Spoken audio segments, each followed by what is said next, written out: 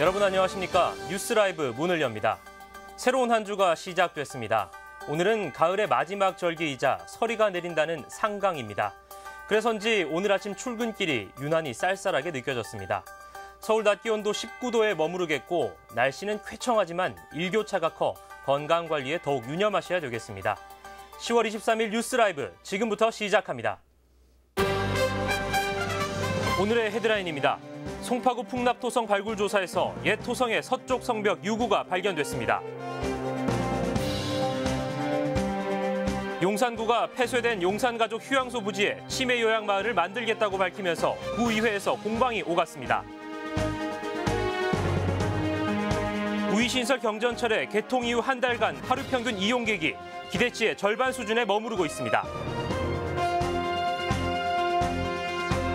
강남구의회 임시회가 본회의 도중 일부 의원들과 구청장이 퇴장하는 등 파행을 겪고 있습니다.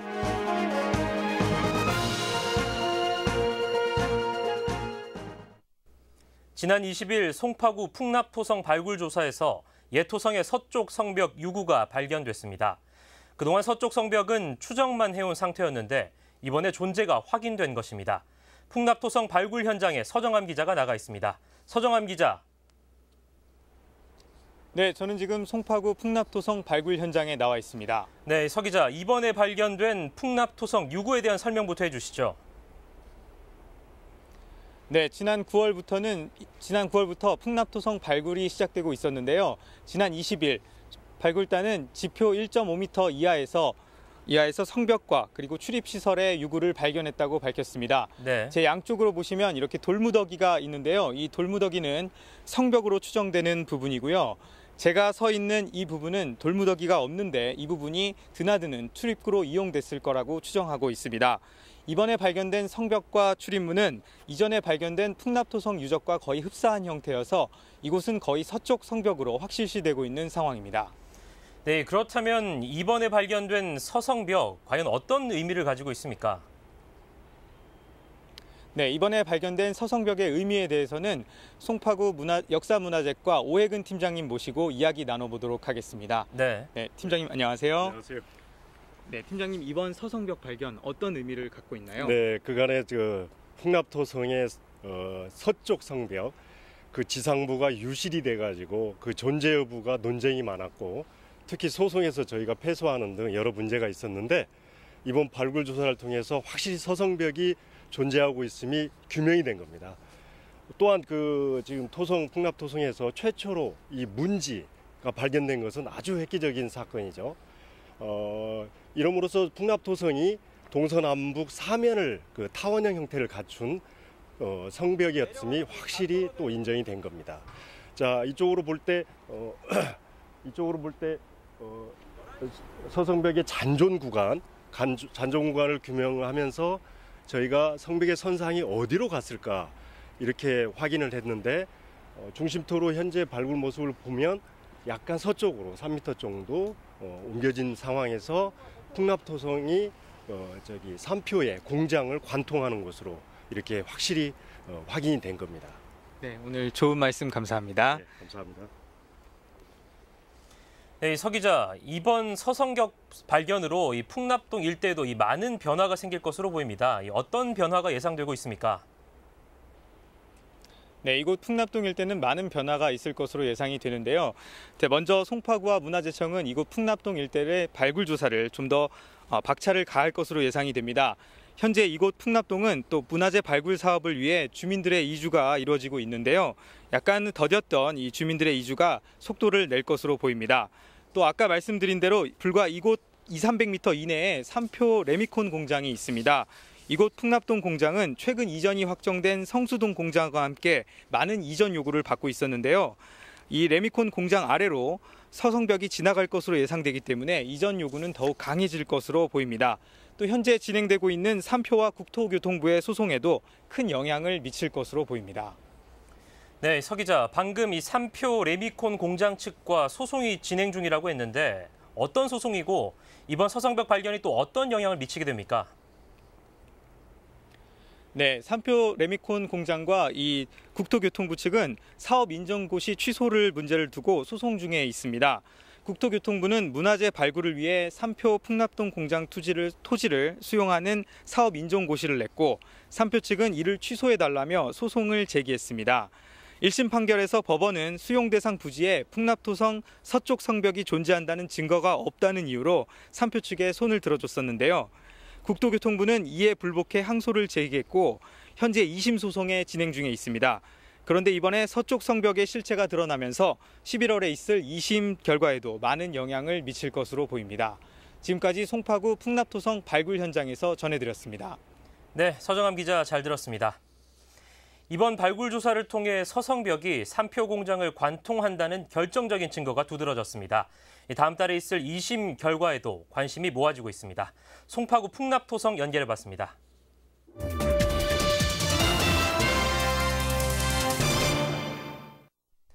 서울의 첫 경전철, 우이신설 경전철이 개통한 지 50일이 넘었습니다.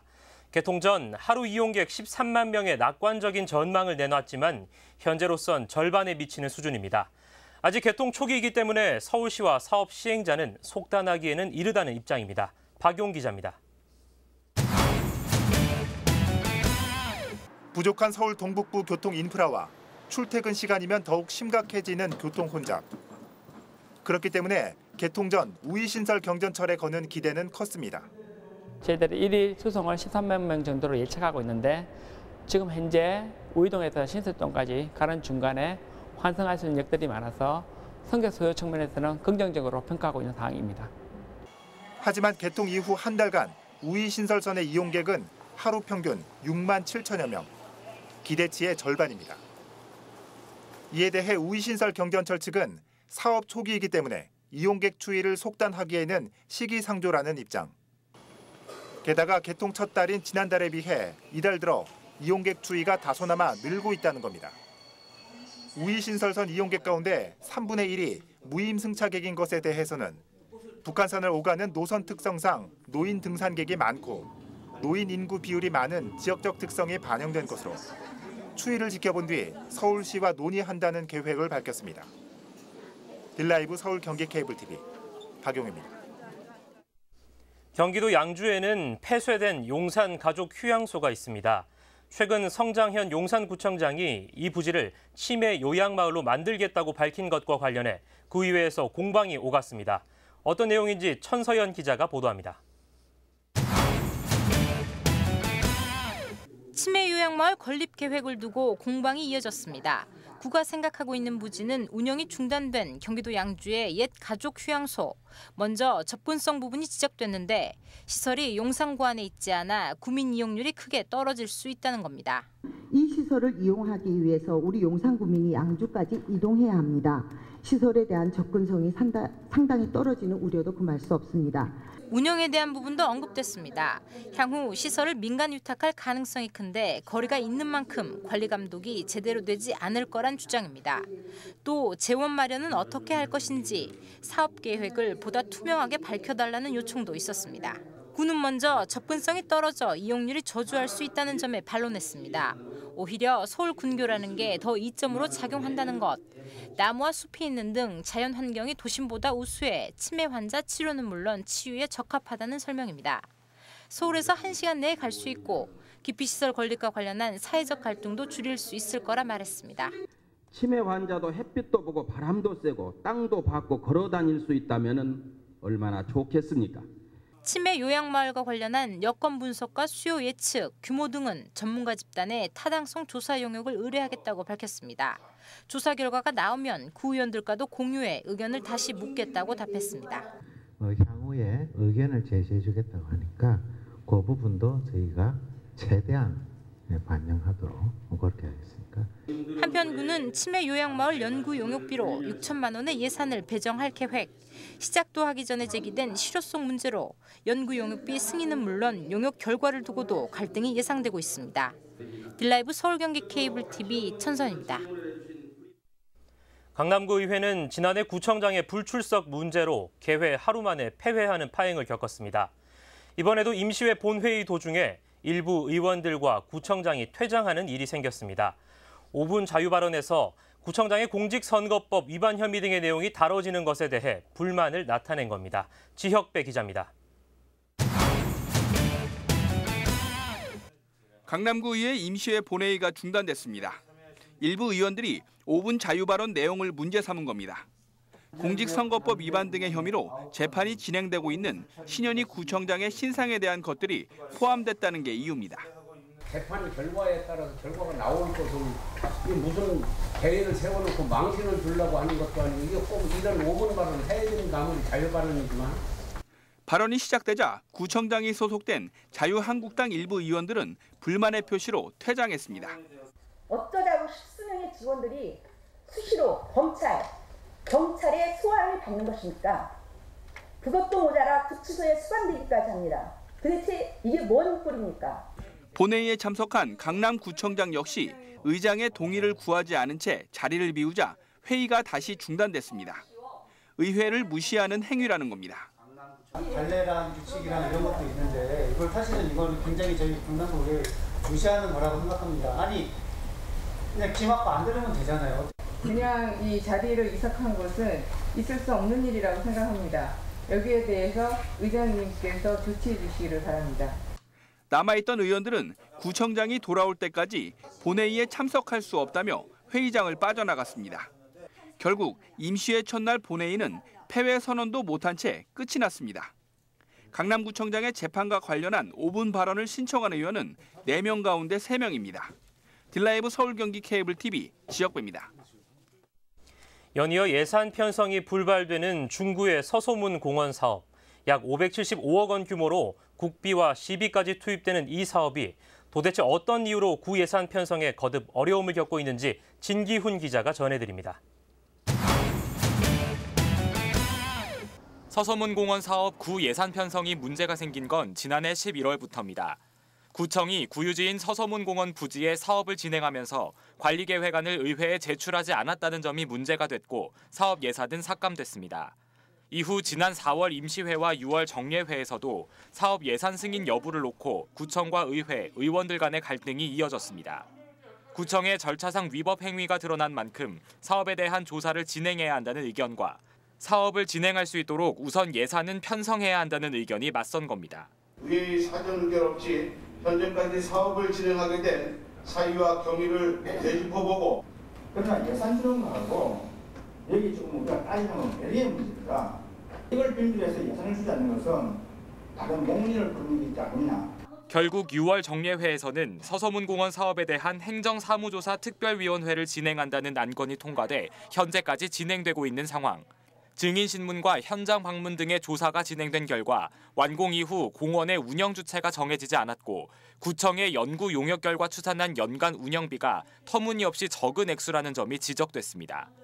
여기는 4,000평이나 되고 엘리베이터가 6군데가 있어요. 전기를 4,000평을 필라고 해요. 얼마나 필요해요? 여기에 서소문공원이 특정 종교를 위한 공간이라는 비판도 나왔습니다. 조선족의 역사 박물관 내지 역사 기념 공간, 문화공간 들어서는 게 아닌 특정 종교에 의한 성지를 하나 만들어주는 거라는 거예요. 지난 8월 임시회에 이어 이번 달 임시회에도 사업에 대한 추경 예산안이 제출됐지만 여전한 의견 충돌 끝에 삭감됐습니다. 문화체육관광부와 서울시는 구청이 오는 11월까지 예산을 확보하지 못할 경우 현재까지 배부한 예산 잔액을 회수하겠다는 내용으로 오는 30일을 구청과 회의를 진행한다는 입장이지만 의회에서는 행정사무조사 기간을 다음 달 30일까지 연장하겠다는 결정을 내린 상태입니다. 사실상 11월까지는 구 예산 확보가 어려워지면서 구청은 예산 반환 위기에 처하게 된 겁니다. 행정사무조사 특위위원들은 조사 과정에서 나온 문제점들에 대한 해결책을 찾기 위해 활동 기간을 연장했다는 입장입니다.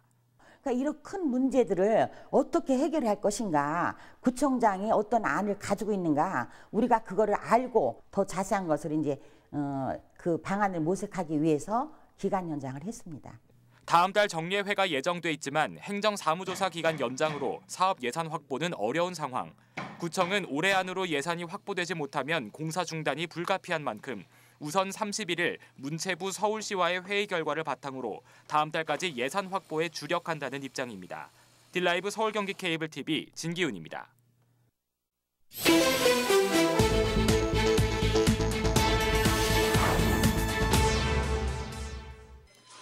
어제 저녁 8시쯤 송파구 잠실동의 한 아파트 단지 내 변전실에서 불이 나 아파트 33개 동에 정전이 발생했습니다.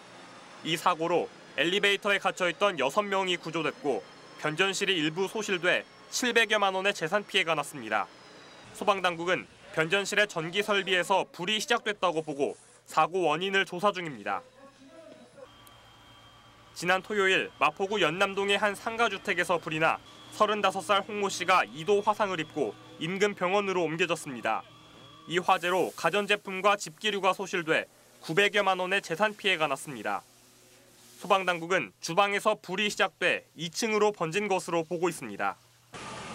22일 오전 10시쯤 성북구 정릉동에서 주차 중이던 승용차에 불이 나는 사고가 났습니다. 이 화재로 인명피해는 없지만 승용차가 일부 소실됐습니다. 소방당국은 승용차 밑에서 불이 시작된 것으로 보고 방화에 의한 화재로 보고 있습니다. 뉴스라이브 사건 사고였습니다.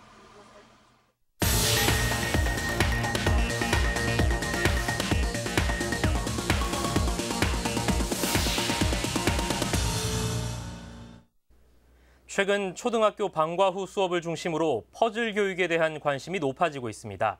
다양한 퍼즐을 활용한 게임식 교육으로 재미는 물론 아이들의 사고력 향상에도 큰 도움이 되는 것으로 알려져 있는데요. 퍼즐 교육 현장 함께 만나보시죠. 용산구 한 초등학교의 방과 후 수업입니다. 3, 4, 5 모여 앉은 아이들이 머리를 맞댔습니다. 장애물을 피해 오조봇을 이동시키는 것이 이날의 과제입니다.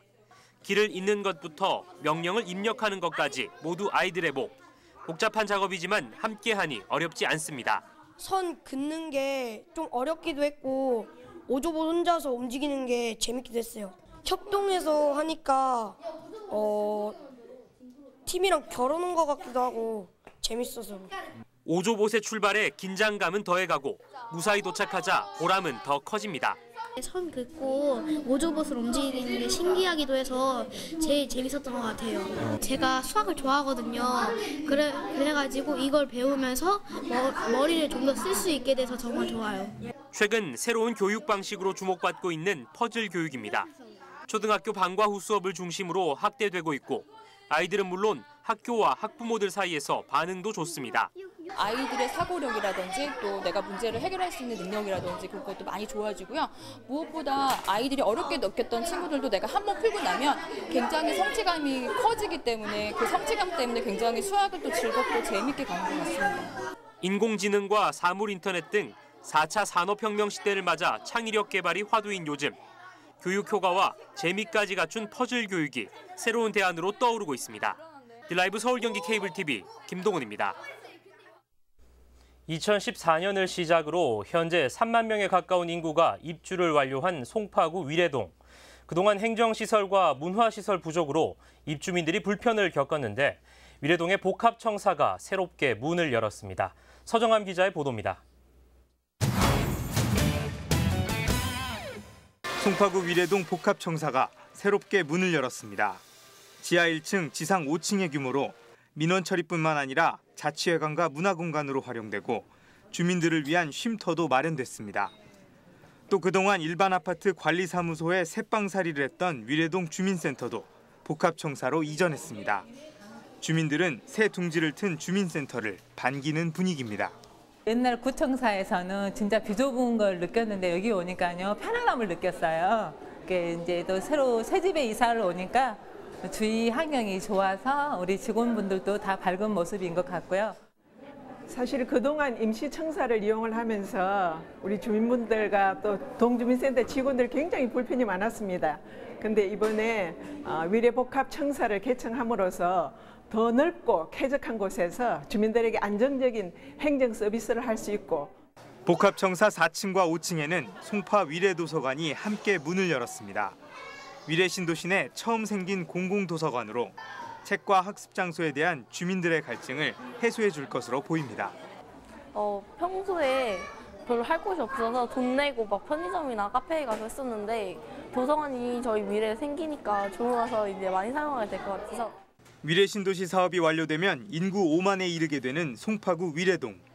그동안 미비했던 위례동의 인프라들이 조금씩 모습을 갖춰가고 있습니다. 딜라이브 서울경기 케이블TV 서정함입니다.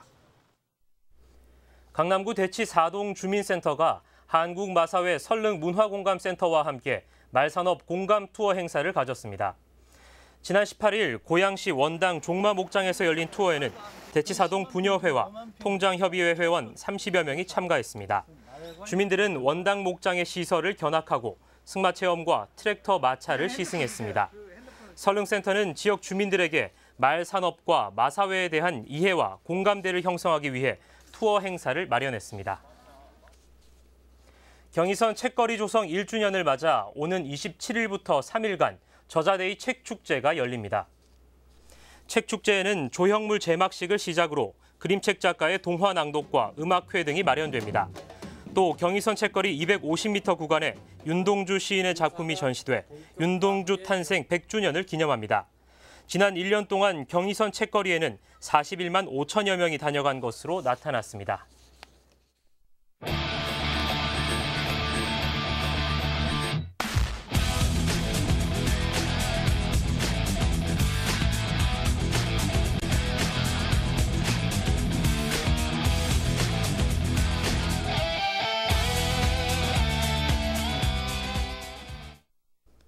개가 사람을 물면 뉴스거리가 되지 않지만 사람이 개를 물면 뉴스거리가 된다.